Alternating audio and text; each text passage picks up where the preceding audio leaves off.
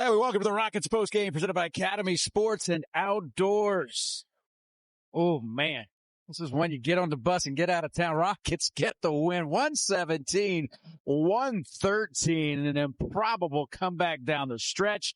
This is how it played out. Fun Can't Lose presented by Academy Sports and Outdoors.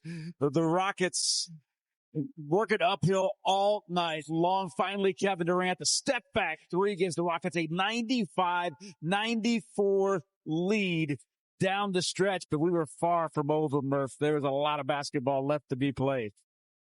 Kevin, I've seen a lot of basketball. Yeah, I've seen a lot of teams that are supposed to win that didn't win. And you wonder why? I'm going to tell you why they didn't win and why the other team did win. The reason the Rockets won is because they kept their composure. Yep. The block here by Alperen Sengun. Then Alperen, he misses Amin Thompson on the back pick, but then Anthony Flack, the steal as the ball gets away, and won a huge missed free throw because that would have made it a 3-point game. Instead, Orlando takes a 102-100 lead on an improbable, what looked like to be an ending of this game, but the Rockets still with one more chance. And here it was. What a great seal by Alperen Sengun. Now, let me throw some other statistics in there. Let's give the coaching staff a little credit here. How they played chess down those last 3 minutes. They put the Rockets in the position to win. They called a timeout. They ran some plays that were able to get Sengun and KD the right shots. Yes, and Kevin Durant just a clear out and get out of his way, stops and pops, and you really can't stop this. Rockets with their largest lead of the game was 4. That's what they win it by tonight as they win this game. 117-113. They overcome a 14-point deficit to get the victory here. We've seen them. Certainly this was not the best game they have played this season. This may have been the most entertaining game that we have seen this season, coming from behind to win it like that. I disagree with you. It wasn't the best game they played for 3.5 quarters. It was the best game they played for 4 quarters. Does that make sense? Because they won. Yep. But the key thing is, I just said a minute ago, they kept their composure. Everybody was in tune to what they were supposed to do. Now, let's give the devil his due. Now, I thought Orlando came in here a man on a mission. They came in here to win this game. They did everything they were supposed to do. They kept the Rockets at bay until the last couple of seconds of the regulation, and then overtime. I just knew the Rockets were going to come through with it. Yeah, Magic came into this game tonight. They had won 3 in a row. They were outstanding defensively, holding the Rockets to 46 points in the first half. Rockets, though, just made plays down the stretch, and they led in this game 2-0, 4-3, and 95-94. Those were the 3 leads the Rockets had in regulation. Altogether. That was it. In regulation. Well, like I said, you got to give the devil his due. They came in here, a team on a mission. They played extremely well defensively, and now they shot the ball extremely well in that first half. The Rockets tightened up the defense second half and were able to come up with some big plays on their misses. All right, let's head down and hear from Ime Udoka. Magic defense were making life hard for Albi and Kevin early on. It seemed like you guys weren't able to pass out of the double teams and take advantage of that attention in the way that you usually were. What were you seeing there, and what changed towards the end of the game when those guys were able to make some clutch shots? I think we got a little stagnant. Didn't move it as quickly and keep it simple. Move it. Let the other guys be recipients. So just get rid of the ball off the double, not try to make a home run pass. And what we've done all year is get it out and get wide open looks. We held on to it a little bit too long, caused some turnovers. The credit to them. They were physical on defense, taking away a lot of our catches, pushing us out on the post and elbows.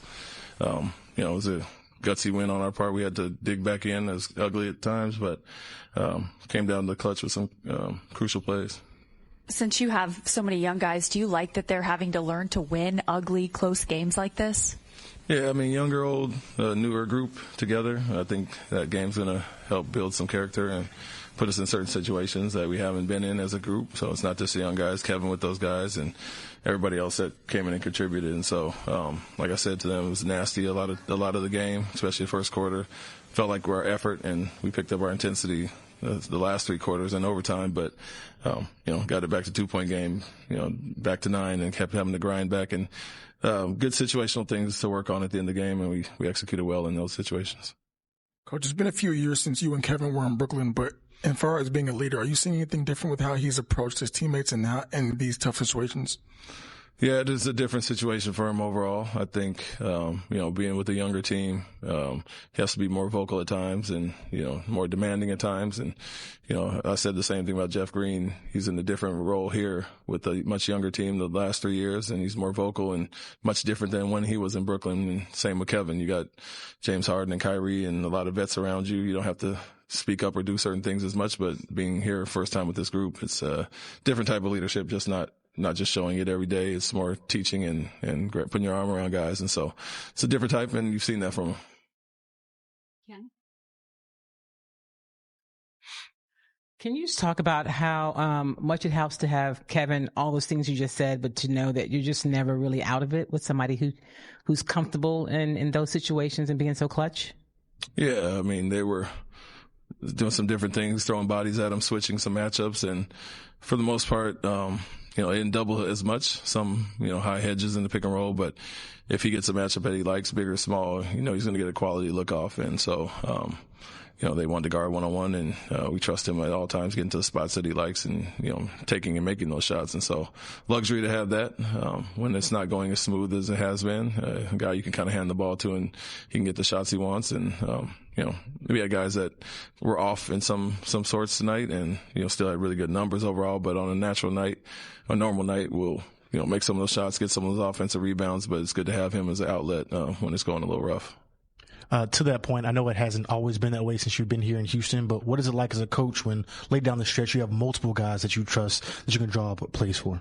Yeah, it's a great thing. It's not just dependent on Kevin. It's Alperen, and Jabari hit a big 3 after having a rough shooting night. Men's still getting downhill and, finishing late in the game, and Reed stepping up, and Reed and Aaron were great, off the bench to keep us in the game when we had the 14-point deficit. And so multiple guys we can go to. You can't just key on one guy, and Alpy gets a game-tying shot. Kevin gets one as well. And so just good growth overall from the young guys. You mentioned this a second ago that you guys got to 2 multiple times in the game and never could get over the hump. What changed in the fourth quarter from your view that allowed you to kind of catch up and finally get ahead and at least set the stage to get into overtime? Yeah, it was both sides. It was we finally got some stops. It felt like every time we did get a stop, they had an offensive rebound, kick out for threes.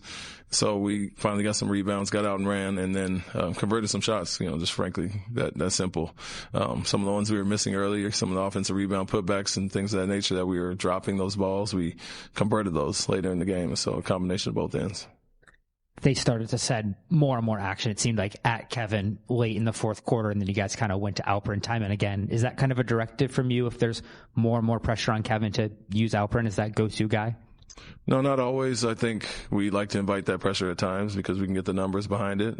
We didn't convert as well as we had in the past to some of their traps, but knowing we can go to Alpy and some of their guys were in foul trouble, and we knew he'd get it going and get some quality shots, crazy numbers, 30, 13 and 8 on 31 shots, but, he'd get it going eventually in the fourth quarter, and he did that, obviously, with the last shot as well. And what do you think changed for him on his shooting or just on his scoring tonight after that first half? It was not going to be perfect every night. You're not going to make some of the ones you do and not normally do. I think, like I said, a lot of balls were being tipped and batted around that we would usually had. And so from that standpoint, you just got to stick with it.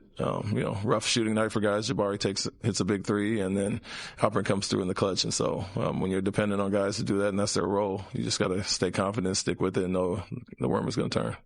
Do you find that you have to say something to Alpy and, late in these close games, or is that kind of something that he finds within himself to find that extra gear? No, I don't really have to say much. I would say more early on in the game, whatever's defensive, offensively, whatever we see to help him out if we're seeing some things he's missing, but he takes that challenge and wants that, late in game. And so obviously going to him for the game tying shot, he was aggressive, got the duck in, deep seal, and finished that shot, and he missed some of those easy ones all night. And so confident that he's going to make those in clutch time, and he has a favorable matchup regardless who's guarding him every night. Thank you. Rockets get the win in overtime. 117-113. They trailed by 14, never led by more than that score right there. 4. And Kevin Durant led the way. We'll hear from KD when we come back. Rockets have now won 9 out of 10 as they win this one tonight in overtime. 117-113. And tough stretch coming up. They'll head to Cleveland and then come back home and take on the Denver Nuggets. That's their next 2. Both of which you can see here on Space City Home Network. Put them to bed moment, presented by Texas Mattress Makers. And we're talking a lot about this guy, Sheppard, continuing to play well. And he's put together, Murph, about 5 straight games in which he has really come to play. 16 points tonight, 7 rebounds for Sheppard tonight. It's just activity. He shot the ball extremely well, but he was in the midst of everything. Got 7 rebounds, and not just, the ball coming to him. He got him in traffic. 16 points per game in his last 6, as you see on the graphic. What has been the difference for Sheppard? A guy that from time to time could struggle trying to find when he was learning the NBA game. But what has changed for him? There were times he would struggle finding his shot, getting his looks, and pulling the trigger, but that's not the case anymore. When he first came here, he used to bypass shots. Mm-hmm. He wasn't quite sure, what he should do in the way of shooting the ball. Now his confidence is there. He's just doing what got him into the pros. He's more in tune to what the game is giving him. He's taking what the defense is allowing him to take. And his teammates are, they're right there for him. They're making him realize you've got to be aggressive while you're out here on the floor. And they're getting him the ball in his area. 117-113, the final score. 15-11 was the scoring in the overtime. Went to overtime, tied at 102, and the Rockets win it tonight by 4. More to come. It's the postgame. It's presented by Academy. The night started to find out Tari Eason's out 4 to 6 weeks with strained oblique, and that means guys like Jayshawn Tate and this guy, key player profile, Aaron Holiday, going to get a lot of playing time. Aaron Holiday just playing in his 7th game, and Murph, I thought he provided some important minutes, not to mention 10 points in 15 minutes here tonight. I just love his demeanor when he gets into the game. There's no urgency in what he's supposed to do. He understands what he's supposed to do. The main key, of course, is to provide some points coming off that bench. And this is what he did tonight. He was just a fellow that was in the right spots at the right time where he was able to get the ball with his legs underneath him, hit some big ones. Rockets were down 9 at halftime. They were down by as many as 14 in this game tonight. They took it to overtime, and they win it. It's 117-113, the final score as they beat the Orlando Magic. The Rockets continuing to roll right now, their 4th straight win. We'll hear from Kevin Durant when we come back. 117-113. It's the postgame presented by Academy Sports and Outdoors.